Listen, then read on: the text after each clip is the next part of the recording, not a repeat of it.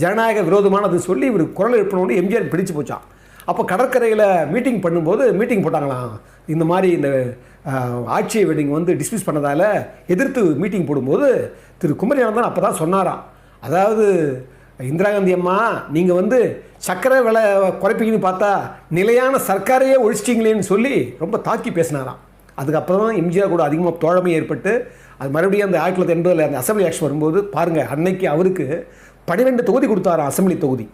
உடனே என்ன பண்ணாரா, சரின்னு சொல்லிட்டு எல்லாருக்கும் போது அப்புறம் கடைசியில் நண்பர்களுக்கு தேவைப்படுதுன்னு 2 தொகுதின்னு சொல்லி என்ன பண்ணாரா, அதோட பாருங்கள் எம்ஜிஆருடைய கண்ணியத்தை பாருங்கள் சொல்கிறார் அவர்.